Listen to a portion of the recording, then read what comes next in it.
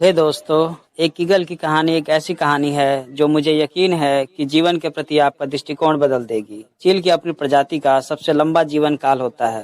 यह 70 साल तक जीवित रह सकता है, लेकिन इस उम्र तक पहुंचने के लिए चील को बहुत कठिन निर्णय लेना पड़ता है।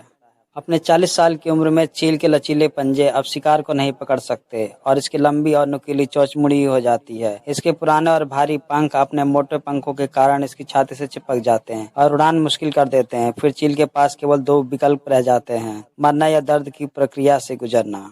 यह प्रक्रिया 5 महीने तक चलती है। इस प्रक्रिया के लिए चील को एक पहाड़ की चोटी पर उड़ान भरने और अपने घोंसले पर बैठने की आवश्यकता होती है। वहाँ चील अपनी चोंच चट्टान से जब तक टकराता है जब तक कि वह उसे निकाल ना ले। फिर चील नई चोंच के वापस बढ़ने की प्रतीक्षा करता है। इसके बाद वह अपनी चोंच निकाल देता है। जब उसके पंजे वापस बड़े हो जाते हैं तो चील अपने पुराने पंखों को तोड़ना शुरू कर देती है और इसके चील का पुनर्जन्म होता है और इसके बाद वह 30 वर्षों तक जीवित रहता है।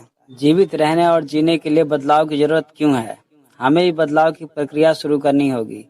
हमें कभी कभी से छुटकारा पाने की आवश्यकता होती है। अप्रिय पुराने यादें, नकारात्मक आदतें और हमारा स्थिर दिमाग।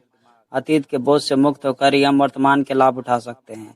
अगर 40 साल की उम्र में एक चील जीवन बचाने और जीवन बदलने वाला फैसला ले सकती है तो हम क्यों नहीं?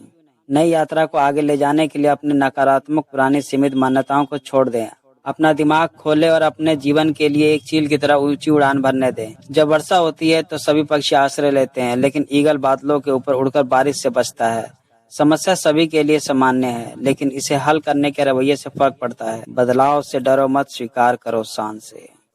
Thank you for watching.